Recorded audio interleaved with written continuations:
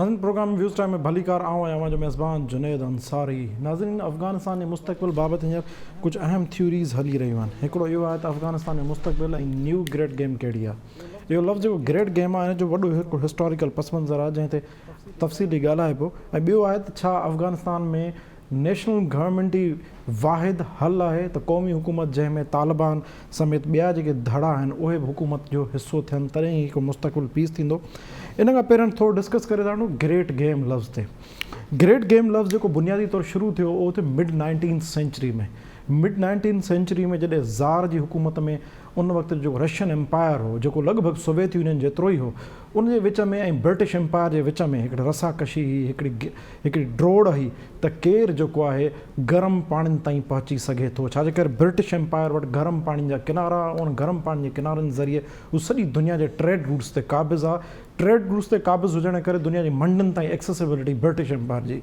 ऐं Russian empire ज़ार जे दौर Peter the great जी ठहियल रशियन एम्पायर जॾहिं पंहिंजी एक्सटेंशन चाही त 1861 में वञी उन ग्रेट गेम में बाक़ाइदा हिकिड़ी एडवांसमेंट कई ऐं हुन चाहियो पिए त कीअं बि करे असां अफ़गानिस्तान जे रस्ते टपी करे बलूचिस्तान में एंटर थी करे गरम पाणिनि ते विहूं ऐं मुस्तक़बिल में जेको गरम पाणिनि जे ज़रिए मंडियुनि ताईं ट्रेड रूट आहिनि उन्हनि ते असां धाको ॼमायूं, असरअंदाज़ थियूं। उन ग्रेट गेम में त पीटर द ग्रेट जी ठहियल ज़ार एम्पायर बि कामयाबु न थी सघी, सोवियत यूनियन बि कामयाबु न थी सघी। स्टिल उहा ग्रेट गेम लफ़्ज़ आहे पॉलिटिकल साइंस ऐं IR जे स्टूडेंट्स लाइ हिकु तमामु वॾो अहमियत वारो आहे। अॼु बि अफ़गानिस्तान जे मुस्तक़बिल बाबति जॾहिं बि का थ्योरी प्लान थिए थी या अहिड़ी का प्लानिंग थिए थी जंहिंमें फ्यूचर इंडिविज़ नज़र अचनि था वर्ल्ड पावर्स जा, त उते बि लफ़्ज़ ग्रेट गेम इस्तेमालु थिए थो।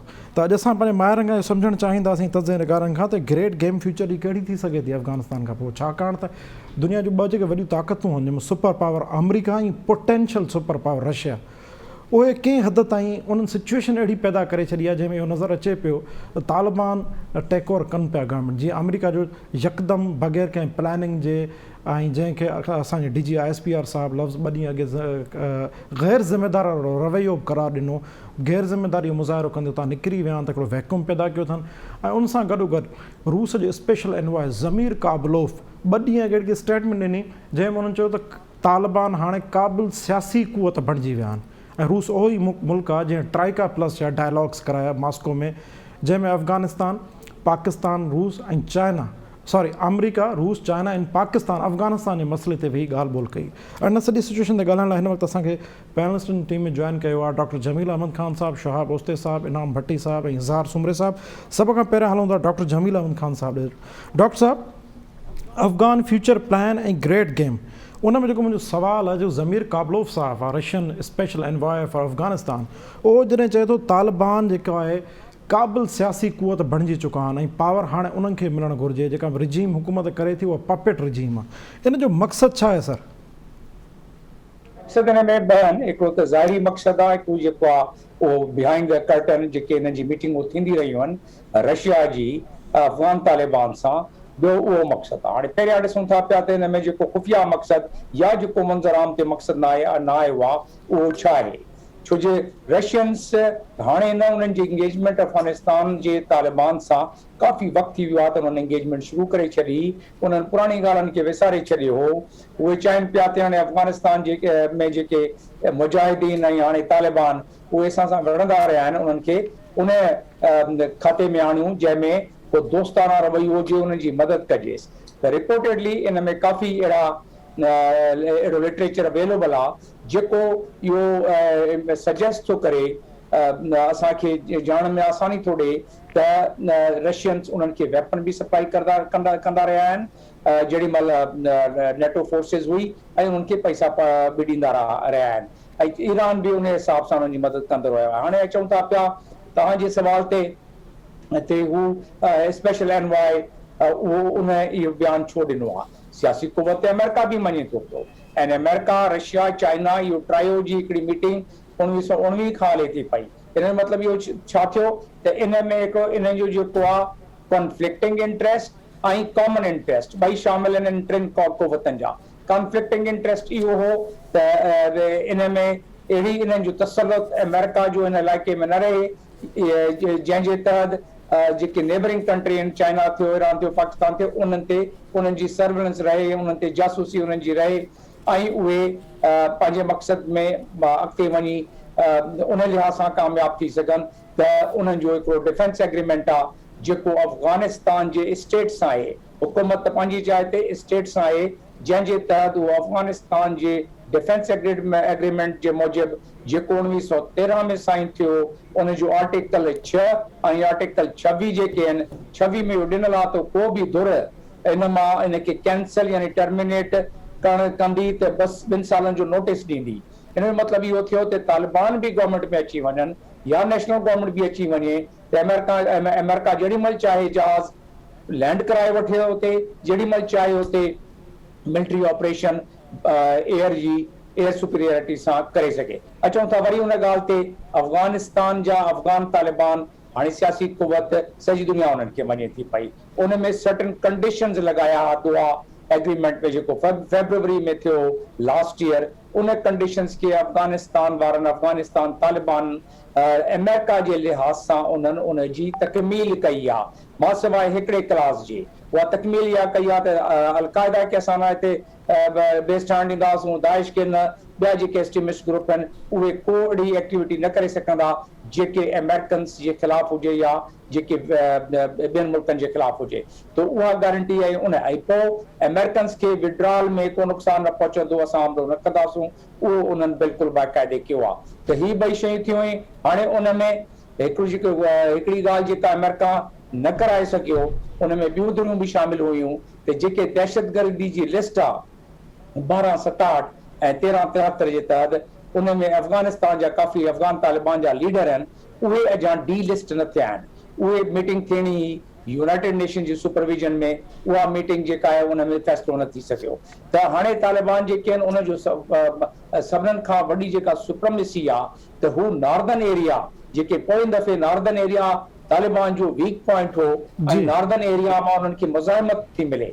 हाणे नॉर्दर्न इलाइक़नि में जिते नॉर्दर्न अलायंस हुई पहिरियां, उते उन्हनि खे का प्रॉब्लम ई न थिए पई ऐं हू अॼु गज़नी खे बि उतां उन्हनि सेंट्रल साइड ते पहुची विया आहिनि ऐं मथे जेके आहिनि उहे ताजिकिस्तान ऐं उन्हनि बॉर्डर जेके शहर आहिनि सभ ते पहुची विया आहिनि। त उन में रूस जी मंशा न हुजे त उन्हनि खे इहा करण में उन्हनि खे मज़ाहिमत थिए हा नॉर्दर्न अलायंस जे तरफ़ां, पर रूस जी मंशा आहे, रूस खे गारंटी मिलियल आहे त असां इतां जेके अफ़गानिस्तान सरज़मीन तां को अहिड़ी रेडिकलिज़म न उथंदी जेको अफ़गानिस्तान जेके रशिया खे नुक़सानु पहुचाईंदी, चिचनिया हुजे या सेंट्रल एशियन कंट्री हुजे।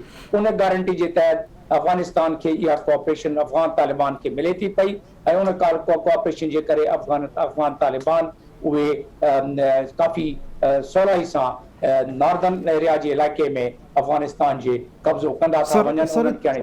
जी सर, हिते तव्हां ॿ अहम ॻाल्हियूं कयूं आहिनि। हिकिड़ो राइनिंग सुपर पावर आहे अमरीका, उन्हनि उन्हनि खां गारंटी वरिती आहे त तव्हां अमरीकन मफ़ादनि ते हमला न कंदव, ऐं जीअं हींअर तव्हां तफ़सीली बयानु कयो पोटेंशियल सुपर पावर दुनिया में चयो थो न रूस खे, उन्हनि उन्हनि खां गारंटी वरिती आहे त चेचनिया या ॿिया मामला उते तव्हां मुदाख़लत न कंदव त असां तव्हांजी मदद कंदासीं। टियों आहे इमर्जिंग सुपर पावर, जंहिंखे दुनिया में चाइना चयो थो वञे, उन्हनि जा मामला कीअं आहिनि सर तालिबान सां? चाइना ते ऑलरेडी जेका तालिबान में काफ़ी हुनखे 4 बिलियन जी उहो गारंटी ॾेई चुको आहे, उन में 2-3 बिलियन ख़र्च करण लाइ तयारु बि आहे, बिलियन खां रुपयो डॉलर ख़र्च करे छॾियो आहे मिनरनि जे लिहाज़ सां। तालिबान सां उन्हनि हिकिड़ी इनफॉर्मल एग्रीमेंट करे वरितो आहे त जीअं तव्हां गवर्नमेंट में अचो था पिया, तव्हांजी सेहत थिए थी पई तेसीं मिनरल जा जेके मादनियात आहिनि उन जा कॉन्ट्रैक्ट तव्हां असांखे ॾींदव। China number 1। नंबर 2, चाइना जा जेके बॉर्डर्स आहिनि उते जॉइंट पेट्रोलिंग शुरू थी वई आहे, जेके अफ़गान तालिबान जा कुझु एलिमेंट्स ऐं जिथे चाइनीज़ जा बिल्कुलु गॾिजी नथा हलनि, पर उन पासे चाइनीज़ पासे ॾे हू आहिनि, इन पासे तालिबान आहिनि। त जेके गारंटी उन्हनि ॾिनी आहे रशिया खे, उहा ई गारंटी चाइना खे ॾिनल आहे ऐं चाइना खे हिन में ॿियो जेको इंट्रस्ट आहे या जेके बि समूरा कंट्रीज़ आहिनि SEO जा, जेके इन सभिनीनि कंट्री जो इंट्रस्ट इहो आहे त कंहिं लिहाज़ सां मां सवाइ इंडिया जे त कंहिं लिहाज़ सां इहो रस्तो क्लियर थिए अफ़गानिस्तान मां, इन सिक्योरिटी जो मसइलो थिए, अफ़गान तालिबान जो ज़िमो खणनि त CPEC जो मामिलो जेको आहे उहो मथे हले जंहिंजे लाइ अमेरिका चाहे थो पियो त भले डिस्टेबलाइज़ेशन रहे अफ़गानिस्तान में, ऐं उन जे करे पाकिस्तान में बि डिस्टेबलाइज़ेशन भले थिए, जंहिंमें चाइना जो इहो जेको वॾो मुख्य प्रोजेक्ट आहे BRI जो, जंहिंजो सभिनीनि खां अहम जुज़ आहे सी पैक, उनखे कंहिं लिहाज़ सां नुक़सानु पहुचे जी ऐं उन लिहाज़ सां अमेरिका बि फ़ाइदे में, ऐं जेके अमेरिका जा मक़सद बि हासिल थी वञनि, ऐं बाक़ी चवंदा आहिनि त जेको आहे killing two birds with one stone, उन हिसाब सां उहे हलनि था पिया। जी जी डॉक्टर जमील अहमद साहब, तव्हांजी अहम तरीन लाइन आहे, तव्हांजो ख़्यालु आहे त तालिबान चीन त मामला तालिबान सां सेट करे वियो आहे, पर अमेरिका उते इंतशार चाहे थो, छाजे करे अमेरिका खे BRI जो वॾो ख़दशो आहे, अमेरिका चाहे थो BRI जो सभ खां अहम प्रोजेक्ट आहे सी पैक, उहो जेको डिस्टर्ब रहे ऐं इंतशार अफ़गानिस्तान में रहंदो अचे। शहाब उस्तो साहब, तव्हां मूंखे ॿुधी रहिया आहियो? शहाब साहब, तव्हां मूंखे ॿुधी रहिया आहियो? जी जी शहाब साहब, ही अफ़गानिस्तान जो फ्यूचर जेको अफ़गानिस्तान जो फ्यूचर आहे, न्यू ग्रेट गेम आहे, उन में 3 मेजर प्लेयर आहिनि, raining super power America, potential super power Russia ऐं इमर्जिंग सुपर पावर चाइना। हाणे इन्हनि टिनी जा हिते कन्फ्लिक्ट ऑफ इंट्रस्ट बि आहिनि ऐं कुझु म्यूचुअल इंट्रस्ट बि मुमकिन तौरु थी सघनि था। तव्हां खे पिया ॾिसो जेके तालिबान अची था वञनि गवर्नमेंट में, जेको ऐं नई का गवर्नमेंट फॉर्म थिए थी, त हिन रीजन समेत उन जो ग्लोबल इम्पैक्ट कहिड़ो पवंदो, कंहिंजो किथे टकराव थी सघे थो, कंहिंजो किथे फ़ाइदो थी सघे थो? ऐं ॾिसो, मां सम्झां थो त अफ़गानिस्तान जी जेका मौजूदा सूरत हाल आहे उहा बिल्कुलु मुख़्तलिफ़ आहे, ऐं मां नथो सम्झां त जीअं 1995-96 में थियो हुयो त तालिबान खे पाकिस्तान सपोर्ट कई हुई ऐं डेफिनेटली ईरान सपोर्ट कई हुई, ऐं उनखां पोइ उते हिकिड़ी छिती खाना जंगी पैदा थी हुई, जंहिंजे नतीजे में उते तालिबान हिकिड़ो पंहिंजो इस्लामिक रिपब्लिक क़ाइमु कयो, जंहिंजो एजेंडा न सिर्फ़ु अफ़गानिस्तान में इस्लामिक रेजीम खे इस्टेब्लिश करणो, बल्कि उहो बाद में जॾहिं अरब्स जेके शुरू खां वठी उते हुया उन्हनि खे बि हुननि इजाज़त ॾिनी त उहो पंहिंजो इंटरनेशनल जेको पैन इस्लामिस्ट एजेंडा हुयो उहो बि उते हलाइनि। पर अॼु जी सूरत हाल बिल्कुलु मुख़्तलिफ़ आहे। जेकॾहिं हिन वक़्तु पहिरीं ॻाल्हि त तालिबान खे ख़ुदि पाकिस्तान बि सपोर्ट न कंदो, जेकॾहिं तालिबान जी कोशिशि इहा ई आहे त हू इनफरादी तौर ते यानी सिर्फ़ु ख़ालिस तालिबान हुकूमत क़ाइमु करण जी कोशिशि कंदा, पाकिस्तान खे बि सूट नथो करे, छाकाणि त पाकिस्तान खे ख़बर आहे त जेकॾहिं असां तालिबान खे ई सपोर्ट कयोसीं त पोइ उते सिविल वॉर लॻंदी, जंहिंसां पाकिस्तान डिस्टेबलाइज़ थींदो, टेररिज़म वधंदी। सिमिलरली चाइना बि नथो चाहे त अफ़गानिस्तान जेको आहे सो डिस्टेबलाइज़ थिए, छाकाणि त सिंकियांग जो प्रोविंस जेको आहे सो उते तमामु वॾे पैमाने ते जेको वेस्टर्न मीडिया असांखे ॿुधाए थी अनरेस्ट आहे, उते मोर देन 1 मिलियन मुस्लमाननि खे उन्हनि कंसंट्रेशन कैंप्स में रखियो आहे, जेके करेक्शन कैंप्स था चवनि, ऐं चाइना न चाहींदो त उन पॉइंट ऑफ व्यू खां बि को इस्लामिस्ट वरी का इंसर्जेंसी पैदा थिए अफ़गानिस्तान में। ॿियो त चाइना जो जेको पंहिंजो प्रोजेक्ट आहे, जेको सीपेक जे हवाले सां रोड एंड बेल्ट वारो जेको प्रोजेक्ट आहे, उन में बि ज़ाहिर अफ़गानिस्तान जो हिकिड़ो तमामु वॾो इम्पोर्टेंट रोल आहे। रशिया बज़ाते ख़ुदि जेको आहे सो हिन वक़्तु न चाहींदो त अफ़गानिस्तान में सिविल वॉर थिए, छाकाणि त जेके सेंट्रल रिपब्लिक्स आहिनि उन्हनि में बि चङी ख़ासी तइदाद आहे मुस्लमाननि जी, ऐं ख़ासि तौर ते चेचनिया में, कॉकेशिया में जेका हिन सप्रेस कई आहे प्यूटन इस्लामिक इंसर्जेंसी, उहा बि तव्हांखे यादि आहे त कंहिं ज़माने में उज़्बेक्स बि ईंदा हुया जिन हिते वॾो टेररिज़म में रोल प्ले कयो। त इहो सॼो मामिलो जेको आहे सो रशियन्स जे लाइ बि ख़तरनाक साबित थी सघे थो, ऐं इंडिया बि ज़ाहिर आहे वॉचफुल आहे, छाकाणि त इंडिया जो जेको रोल हुयो उहो हाणे काफ़ी कर्टेल थींदो, ऐं तालिबान सां बि जेको आहे सो हुननि हिकिड़ो कोशिशि कई आहे त ब्रिजिस बिल्ड कजनि। पर जेका सभ खां इम्पोर्टेंट ॻाल्हि जेका मां ॾिसां थो हाणे 95 जे तालिबान मूवमेंट में जेको कंपोज़िशनल ऐं जेको कंसेप्चुअल डिफरेंस आहे, त तालिबान ख़ुदि बि ॾाढा प्रेगमेटिस्ट थी विया आहिनि। हाणे तालिबान वारी जेका उहा लीडरशिप हुई जेका रिजिड ऐं इस्लामिस्ट हुई, जेका हिकिड़े सर्टन पॉइंट ते त उन्हनि सऊदी अरबिया खे बि रिफ्यूज़ करे छॾियो, पाकिस्तान खे बि रिफ्यूज़ करे छॾियो, असामन बिन लाडन खे बचाइण जे चकर में, पंहिंजी हुकूमत विञाए छॾी। अॼु जी तालिबान जी लीडरशिप जेका आहे ॾाढी प्रेगमेटिस्ट आहे। रशिया सां बि ॻाल्हाइनि था, अमेरिका सां बि ॻाल्हाइनि था, चाइना सां बि ॻाल्हाइनि था, यूरोपियन यूनियन सां बि ॻाल्हाइनि था। हुननि पंहिंजा दफ़्तर खोलिया आहिनि, ओपन डिप्लोमेसी था कनि ऐं लेजिटिमेसी इस्टेब्लिश करण लाइ हू पंहिंजी जेका हुननि जी कल्चरल अपील हुई त औरतुनि खे असां न ॾींदासीं तालीम ई हासिलु करणु, उहो बि उन्हनि उन तां हथु खयो आहे। हाणे काफ़ी लिबरलिज़म जो मुज़ाहिरो था कनि। तव्हांजो ख़्यालु आहे त ख़बर आहे, जी जी जी साईं, जी सर कंटिन्यू। खे ख़बर आहे त असांखे हिन वक़्तु जेके बि नेबरिंग रीजनल स्टेट्स आहिनि उहे असांखे मुकमिल तौर ते मोनोपोली ऐं पंहिंजी जेका सुप्रीमेसी आहे उहा एस्टेब्लिश करणु न ॾींदा। अलबत्ता तालिबान इहो बि साबित था करणु चाहिनि त मिलिटरीली उहो जेके आहिनि सो पावरफुल आहिनि, तंहिंजे करे हुननि जो बार्गेनिंग पावर जेको आहे उहो यकीनन उहो इस्तेमालु करण लाइ मिलिटरीली जियोग्राफिकली उहो पंहिंजी जेका पंहिंजो इंफ्लुएंस जेको आहे उहो वधाइण जी कोशिशि कनि था त जीअं हुननि जी जेका स्टेक होल्डिंग आहे उहा वधीक एस्टेब्लिश थिए ऐं हिन खे जेका गवर्नमेंट वेठी आहे हाणे गनी वारी, इन खे जेको आहे सो बेआबरू करे सघिजे, हिनखे डीलेजिटिमाइज़ कजे। सो हाणे हिकिड़ी ख़तरनाक ॾाढी हिकिड़ी सोफिस्टिकेटेड गेम आहे जंहिंमें तालिबान जो बि जेका हिन वक़्तु बिहक आहे उहा बिल्कुलु अहिड़ी का ख़ासि ईअं कोन्हे त को श्योर फुटेड हो जेको आहे सो बसि कब्ज़े करण जे पोज़ीशन में अची वेंदा ऐं पोइ कब्ज़ो करण में कामयाबु वेंदा। न जी, हिन वक़्तु तालिबान काफ़ी कमज़ोर आहिनि, मिलिटरीली कमज़ोर खणी न बि हुजनि, पर रीजनली को बि मुल्क अहिड़ो कोन्हे जेको तालिबान खे खुली छुटी ॾींदो। अमेरिकन इंट्रस्ट छा आहे हिन ख़िते में? अमेरिकन इंट्रस्ट ज़ाहिर आहे नंबर 1 अमेरिका बि हाणे जेको आहे सो जीअं चाइना इहो बेल्ट एंड रोड वारी पॉलिसी जो जेको इहो इनिशिएटिव ठाहियो आहे 5-6 सालनि खां, अमेरिकन्स बि आया आहिनि। हाणे उन्हनि बि तक़रीबन को $15-20 ट्रिलियन जो जेको $40 ट्रिलियन जो साईं B3W plan. Yes exactly B3W build back better world. जी हाँ, हाणे उहो प्रोजेक्ट बि हो चाहिनि था जंहिंमें इंडिया जो हिकिड़ो रोल हूंदो, ऑस्ट्रेलिया जो रोल हूंदो हिन ख़िते में। इन सां गॾोगॾु जेके ईस्ट एशियंस कुझु मुल्क आहिनि उन्हनि खे बि उहो कोऑप्ट कंदा, हिकिड़ो काउंटरवेलिंग फोर्स पैदा कजे। अमेरिकन जेका पॉलिसी आहे उहा आहे कंटेनमेंट जी, हुन में बि हो चाहिनि था त तालिबान सां असां को हिकिड़ो वर्किंग रिलेशनशिप पैदा कयूं त जीअं तालिबान कंहिं हिकिड़े मुल्क जे हथ में न खेॾी सघनि, चाइना उन्हनि खे एक्सप्लॉइट न करे या रशिया उन्हनि खे एक्सप्लॉइट न करे, ईरान उन्हनि खे एक्सप्लॉइट न करे, बल्कि असांजो हुते लीवरेज हुजे।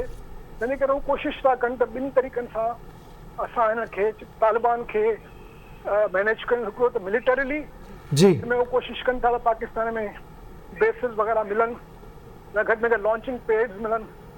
ॿियो आहे फाइनेंशियली में यूरोपियन यूनियन खे बि मिलाइण जी कोशिशि था कनि पाण सां।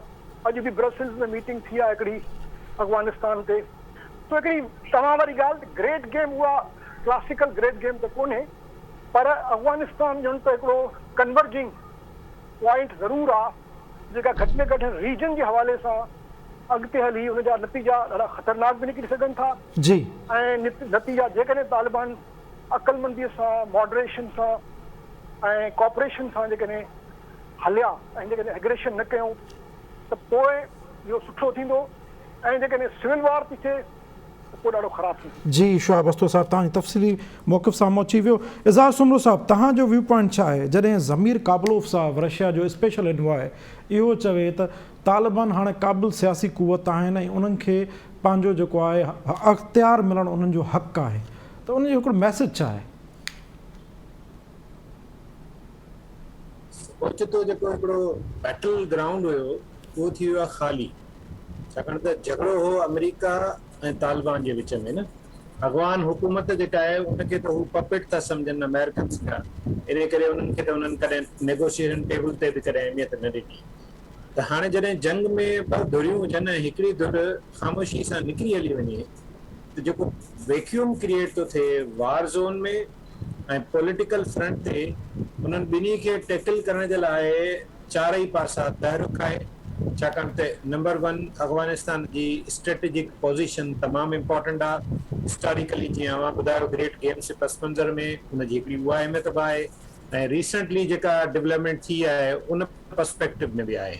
त इन समूरी सूरत हाल में जेका सभ खां अहम ऐं सम्झण वारी ॻाल्हि आहे उहा इहा आहे त अफ़गान तालिबान हाणे इन्हनि पाड़ेसरी मुल्कनि ऐं दुनिया जे वॾियुनि ताक़तुनि सां कहिड़े तरीक़े सां डील कनि था।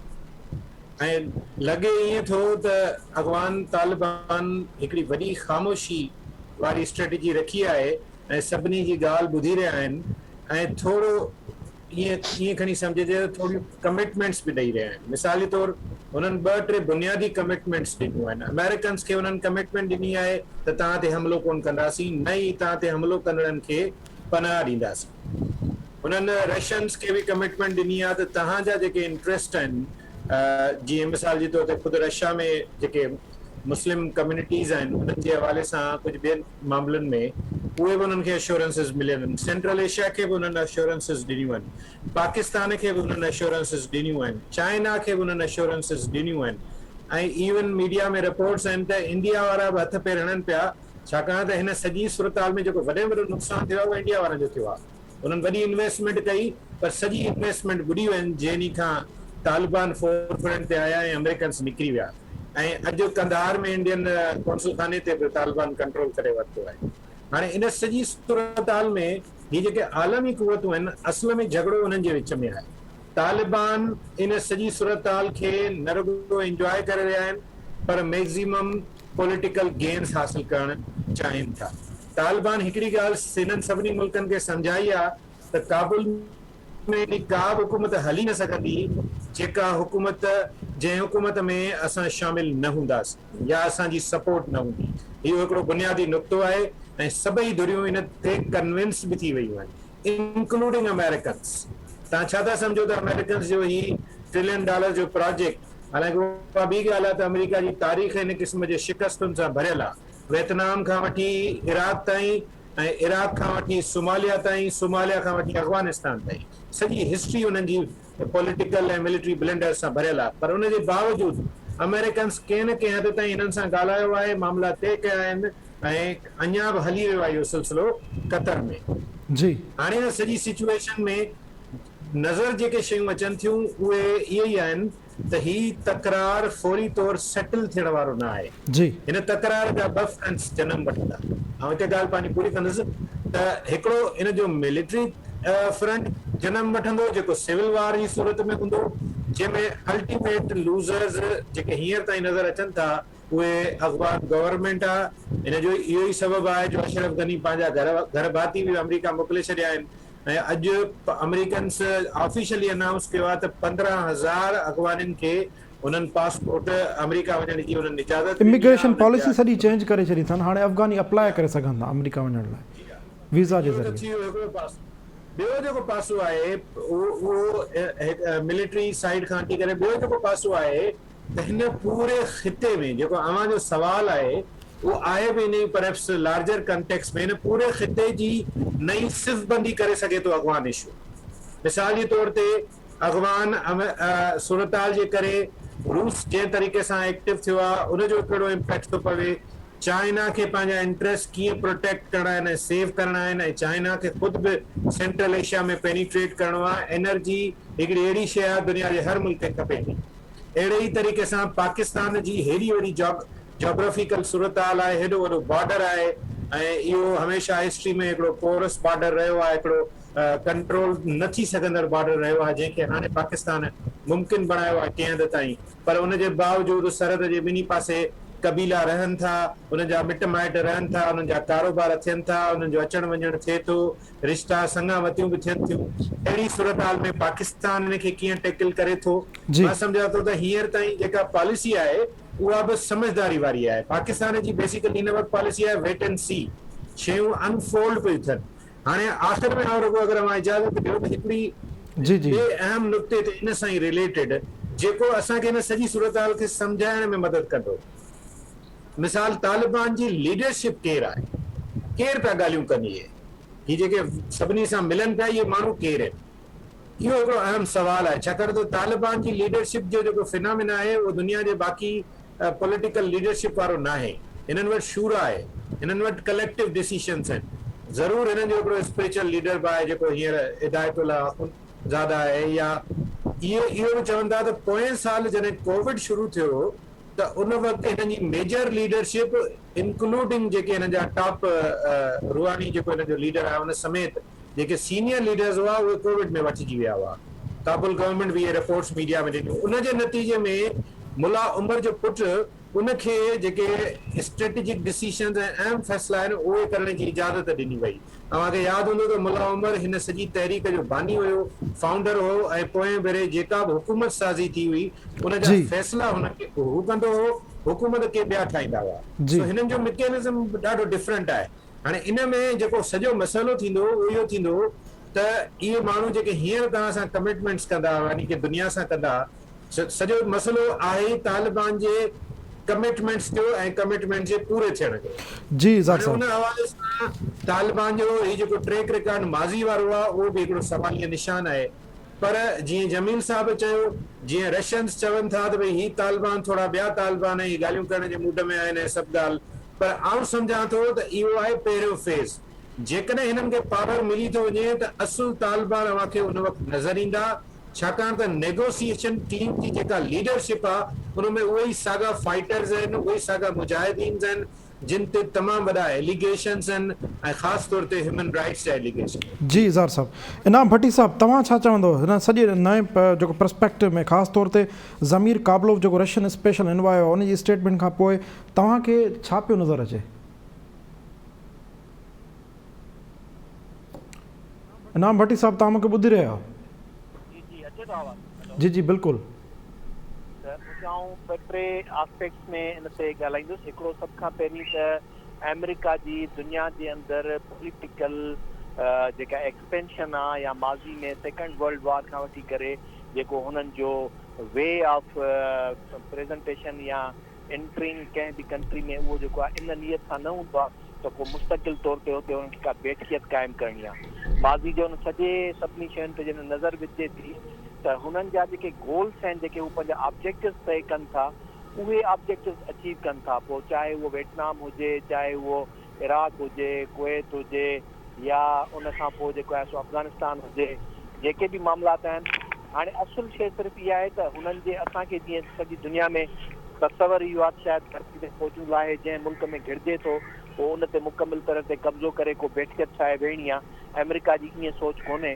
हू फ़ौजूं लाहिनि था, जंगी माहौल पैदा कनि था, उन जे पुठियां उन जा अज़ाइम कहिड़ा आहिनि हू उहे अचीव कनि था, उहे उन जा ऑब्जेक्टिव हासिलु कनि था, उन खां पोइ हू उन मां हथु कढनि था। हाणे इन ते ब्रेक में नथा वञूं त हुन माज़ी में कीअं कीअं पोइ कहिड़ियूं अचीवमेंट्स उहे कयूं, पर उन्हनि सभिनी जे पुठियां हिकिड़ी जेका शइ आहे उहा कार फरमाई आहे त दुनिया जे सॼी जे अंदरि इहो क़बूल कयो वञे त अमेरिका सुपर पावर आहे। जंहिं वक़्त में कोल्ड वॉर जे दौरान सोवियत यूनियन उन जे लाइ हिकिड़े मदे मुक़ाबिल ॿियो ताक़त जो महवर हुयो, उनखे उन ड्राहे पट कयो ऐं नतीजे में सॼी दुनिया जो वाहिद सुपर पावर अॼु ॾींहं ताईं अमेरिका लेखियो वञे थो। हाणे खणी दुनिया वरी मल्टाईपोलर या बाइपोलर तां वधणु शुरू थी आहे, पर तंहिंजे बावजूद बि जेके ऑब्जेक्टिव्स अमेरिका जा हूंदा उहे मूंखे वरी बि इहे ई था नज़र अचनि त हुन जेका मुस्तक़बिल जी सोच रखी करे हींअर अफ़गानिस्तान में जंहिं तरह सां प्ले कंदो हूंदो उहो साॻियो ई उन माज़ी वारे जेकॾहिं तस्वीर खे ज़हन में रखंदासूं त मूंखे ईअं नज़र अचे त अमेरिका वरी पंहिंजे उन्हनि ऑब्जेक्टिव्स खे हासिलु करण जे लाइ कंहिं नए रुख में हिते अफ़गानिस्तान में वरी प्ले कंदो। हाणे ॿिए पासे अचूं था तालिबान ते, त तालिबान जी वधंदड़ ताक़त ऐं नथो सम्झां थो कोई बसि ॾींहं ॿिनि में जेका SI आहे हिकिड़ी एॾी ताक़तवर धुर निकिरी पई आहे जेका अफ़गानिस्तान जे मुख्य इलाइक़नि ते कब्ज़ो कंदी, अॼु कंधार ते वञी करे क़ाबिज़ थी चुकी आहे ऐं शायदि कुझु ई ॾींहंनि में काबुल जो बि इक़्तिदार हुनजे हथ में हुजनि, जे पुठियां बि ज़रूरु का न का ताक़त आहे जंहिंजे ज़रिए थिए थो। जी ऐं इनखे ईअं थो ॾिसां त इन जो तौरु ईअं थींदो, तव्हांखे कंहिं ॼाणे ईअं ख़बर मिलंदी त अमेरिका जी टियाकड़ी में ई अशरफ गनी हुकूमत या अब्दुल्ला ऐं तालिबान जे विच में ॻाल्हियूं थींदियूं ऐं पीसफुल नमूने सां इक़्तिदार कीअं मुंतक़िल थो थिए, इन तरीक़े सां तव्हां ॾिसंदो त इहा शइ कीअं थिए थी। पर उन खां पहिरीं जेको ई तालिबान सॼी दुनिया खे एश्योरेंस ॾींदा था वञनि, उहो इन जे करे ॾियनि था त कंहिंखे बि इहो गुमान ऐं इहो शक न हुजे त शायदि नए सिरे सां जेको तालिबान हींअर अफ़गानिस्तान में अची करे वेहंदो उहो मुकमिल तरह ते को अमेरिका जे इशारे ते हलंदो, पर उन्हनि खे इहो महसूसु थिए त तालिबान ख़ुदि मुख़्तियार ऐं आज़ादु पंहिंजी हुकूमत क़ाइमु करे वेहंदा ऐं हू पंहिंजे मुफ़ादनि ख़ातिर सॼी दुनिया सां तालुकात निभाईंदा। उन में हू अॻियोर चाइनीज़ जेके आहिनि उन्हनि खे बि न छेड़ींदा, रशिया में चेचनिया खे बि न छेड़ींदा, पाकिस्तान जे नॉर्दर्न एरियाज़ खे बि न छेड़ींदा, ईरान खे बि न छेड़ींदा ऐं वींदे जेको आहे सो हितां खां सरहदी इलाइक़नि खां सवाइ हवाई तौर ते निकिरी करे यूरोप ऐं अमेरिका में बि का बि पंहिंजी अहिड़ी दहशतगर्दी जी कार्रवाई न कंदा। इहे सभु अश्योरेंस जॾहिं हू दुनिया खे ॾेई चुका हूंदा त उनखां पोइ सियासी तौर ते ऐं मुस्तक़बिल जे कंहिं बि रिलेशन जे तौर ते तालिबान कंहिंजे वेझा थी सघनि था। आउं नथो सम्झां त तालिबान खे अमेरिका खां को वधीक वेझो हूंदो, छाकाणि त जेकॾहिं उनखे असां माज़ी जे उन सॼे पस मंज़र में ॾिसूं त जॾहिं मदरसनि जो क़याम शुरू थियो, इन मां के अहिड़ा हूंदा जेके उन वक़्त में जा ॿार हूंदा जिन जूं तरबियतूं थियूं हूंदियूं, पढ़िया हूंदा, उन्हनि जा के उस्ताद हूंदा, जिन जा वरी उस्ताद जेके आहिनि उहे अमेरिकन्स हूंदा जिन्हनि सॼी तरबियत कई हूंदी त कीअं मुजाहिदीन जेको आहे सो हुते अॻिते हली करे पंहिंजी ताक़त जो महवर अफ़गानिस्तान में क़ाइमु कंदा। इहे सभु शयूं जेके आहिनि मूंखे लॻे थो त अॻिते जो तालिबान जेको आहे उहो वरी बि पॉलिटिकली इंक्लाइंड एंड अलाइंड जेको हूंदो अमेरिका सां हूंदो ऐं उनजी जेका सॼी टोटल पॉलिटिकल मैन्यूअरिंग थींदी उहा सॼी अमेरिका जे हथनि में हूंदी। हाणे अमेरिका हुन मां छा थो हासिलु करणु चाहे उहो जीअं मूं ॿुधायो त सेकेंड वर्ल्ड वार खां पोइ सॼी दुनिया जे अंदरि अमेरिका जंहिं तरह सां जंहिंखे तव्हां ग्रेट गेम चओ था त पंहिंजो पावर पंहिंजे कॉन्टिनेंट खां निकिरी करे ॿियनि कॉन्टिनेंट्स में ॿियनि मुल्कनि में क़बूल कराइण ऐं बग़ैर बेटिकतूं क़ाइमु करण जे, बग़ैर उते पंहिंजो डायरेक्ट हुकुमरानी क़ाइमु करण जे नए जदीद तरीक़े सां उन्हनि हुकूमतुनि ते पंहिंजो इन्फ्लुएंस क़ाइमु करे पंहिंजो पॉलिटिकल अज़ाइम हासिलु करणु, इहो ई ग्रेट गेम जो हासिलु मतिलबु हूंदो आहे। हाणे वारी जेका मौजूदा सूरत हाल आहे उनमें चाइना जे मदे मुक़ाबिल अब तालिबान खे कीअं अमेरिका अॻिते हली करे हिते पंहिंजो हिकिड़ी ताक़त बणाईंदो, इन पुठे में हिकिड़ो नओं जीअं माज़ी में पाकिस्तान सेकेंड वर्ल्ड वार खां पोइ बफर ज़ोन त इस्तेमालु थियो, हाणे उनजी जॻह अफ़गानिस्तान वालारींदो ऐं उन अफ़गानिस्तान में आउं सम्झां थो त अॻे वांगुरु जेका तबाही थी, जेका काबुल जे हासिलु करण में जेके मुकमिल तरह ते उते डिस्ट्रक्शन थी,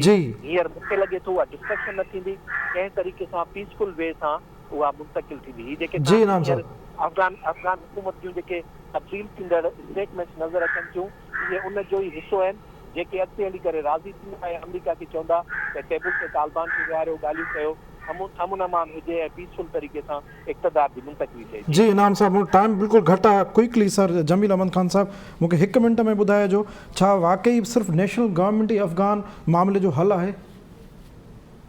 नेशनल गवर्नमेंट में तालिबान जे हुनजे फ़ाइदे में हूंदो त ॿ टे माण्हू एक्सेप्ट करे वठंदा जेके इन वक़्तु अशरफ गनी जी जेकी टीम आहे। मां नथो सम्झां त अशरफ गनी जी टीम खे कोई स्पेस मिलंदो, कोशिशि करे थो अशरफ गनी अमेरिका जी मदद सां त कोई थोरो स्पेस मिले, चाहे थो पियो त तालिबान हुन सां अशरफ गनी जी उन में कोलैबोरेशन ठाहिनि, नेशनल गवर्नमेंट ठाहिनि, पर तालिबान एतिरा ताक़तवर थी विया आहिनि ज़मीनी तौर ते कि उहे इहे न चाहींदा। तालिबान चाहींदा त उहे जीअं चाहींदा या उहे जेके डिक्टेट कंदा जंहिं लिहाज़ सां उन लिहाज़ सां नेशनल गवर्नमेंट ऐं तालिबान इन जे बारे में पहिरियां अनाउंस करे चुको आहे त असां ॿियनि खे बि शामिलु कंदासीं, पर उहा तालिबान जी मर्ज़ी हूंदी, अशरफ गनी जी न। जी वॾी महिरबानी डॉक्टर जमील अहमद ख़ान साहब, शाह ओस्तो साहब, इनाम भट्टी साहब, इज़हार सुमो साहब, तव्हां तफ़सीली राय ॾिनी पंहिंजे अफ़गान सिचुएशन ते ऐं अफ़गान जे फ्यूचर ते। नज़र ते प्रोग्राम टाइम पंहिंजी पुॼाणी ते पियो पहुचे, पंहिंजे मेज़बान जुनैद अंसारी खे ॾींदा इजाज़त, सदाईं गॾु।